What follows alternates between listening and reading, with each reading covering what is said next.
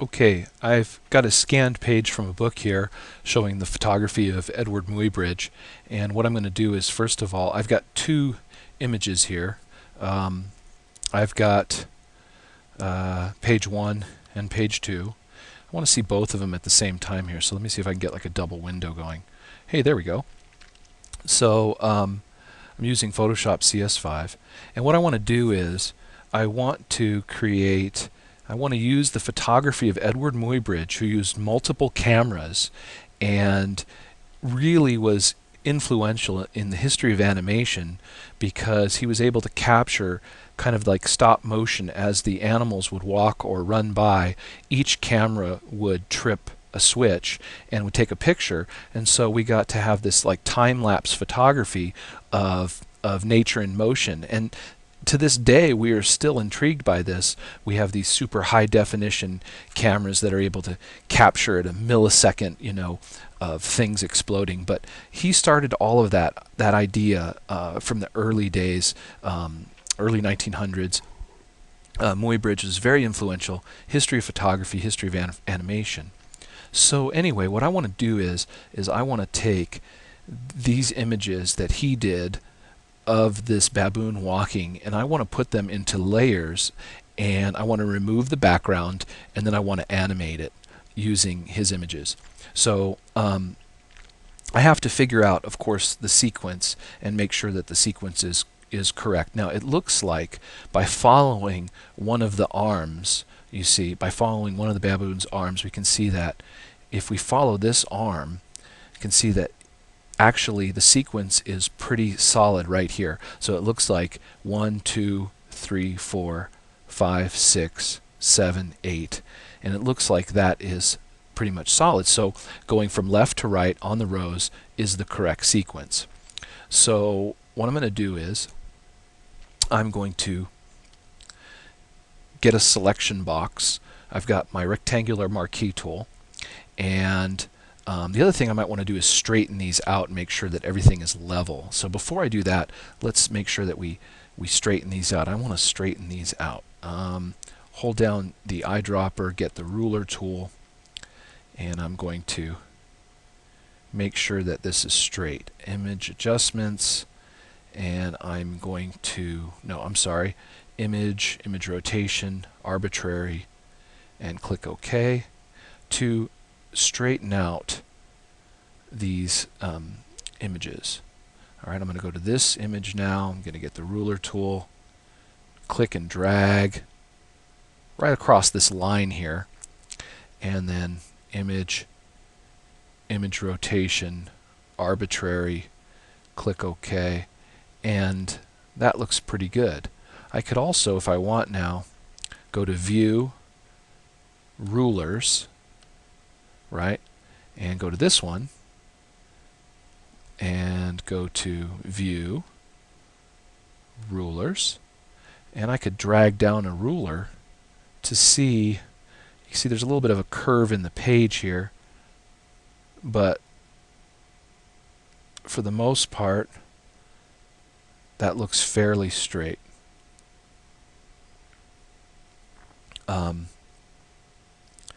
See, that's straighter right here.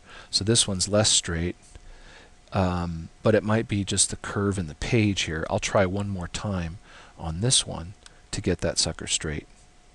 So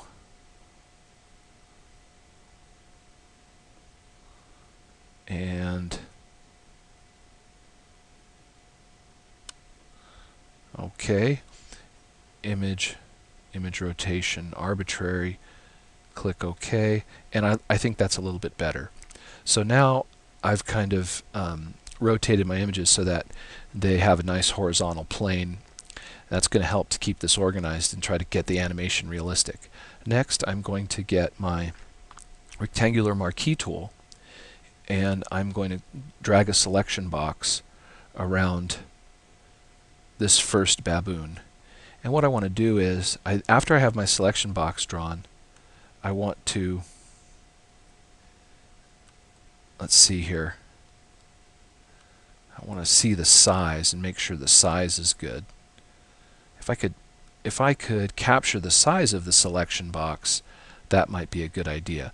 What I could do is I could say select save selection, right? And I give it a name and say box. Click OK, and that looks pretty good, right? There might be another way of saving the selection box, but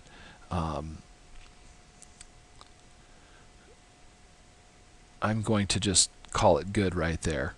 Now I wish I could take this selection box and drag it over to the other side. And I can. Look at that. There's the selection box. I just dragged it over to the other side. And I'm going to also do a select save selection and call it box. So in case I lose the selection, I could always bring it back. Okay, so let's see here. Deselect, and I could say select load selection, notice box, and there it goes back. Once again, see, I've saved the selection, so I can bring it back now, select load selection, and click OK and bring back that exact same selection. That's nice. That is really, really, really nice. So now what I'm going to do is I'll just drag that back over here. I'm going to place it, and I want to make sure that it's big enough that covers. I'm just going to make sure that it's big enough to cover all of the pictures. It looks like all of the images are fairly same size, so that's going to work. So we'll start off with the first one. I'll go right here, and I will line it up and say edit, copy, which is going to copy it to a buffer or to my clipboard, right? Copying it to memory essentially. Then I'm going to say file, new, and I'm going to accept the default. The background contents I'm going to make transparent. Alright, and I'll click OK. Alright, and then I'm going to say edit, paste, and it pastes right in on the background. By making the background transparent, you can see it's not locked here. It's anyway, it's not a locked background layer, so that's nice. So I have that image now right here, and if I wanted to, I could do this in a 3-box situation. So I've got my image here, right? I've got, let's see here, 3 boxes right there, right? And what I'm going to do is, I can even do it like this. How's that? That looks good. And then I'll hold down my space bar and move this into the window, and I want to zoom out a little bit on this one. So I'll take it out to 90% here. Hit enter. And there is my image. So I've got my first character. There's page 1 now and page 2. Page 1, page 2. And so what I want to do now is I want to get my second one.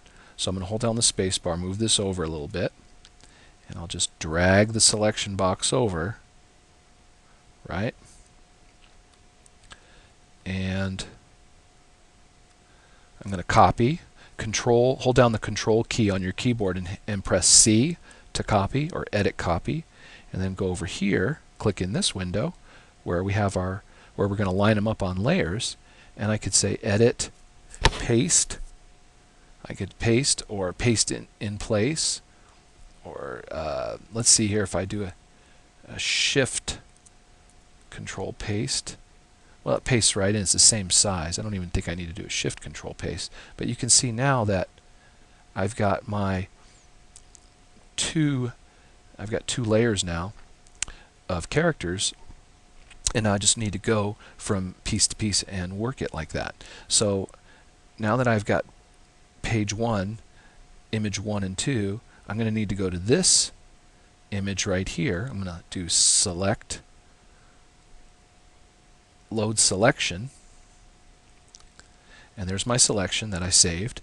And so this was page 1, this is page 2. You can see it says here at the title, Baboon page 2, Baboon page 1, and so now this is the 3rd image in the series, and I will just copy, Control C, click on my window here, Control V to paste it in place. And so now I have my third image in my series.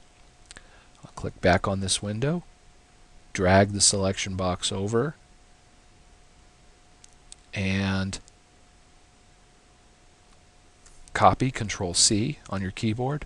Go back to this window, hold down your Control key and hit the V as in Victor, and there's the fourth image. So I'm going to do this until I get all of my images done. I've now finished the top row. I'm working on 2 pages of images here, so I need to go back to page 1 now and take the selection box down to the next row to get the 5th image in the series. And it's pretty easy. Control C, go back to where I'm pasting all my images on separate layers, and Control V as in Victor to paste, and now I've got my 5th layer. So this is a good lesson because it's teaching us how to organize our layers very exactly, because there's a series here and we want to maintain this series so that we can create the animation.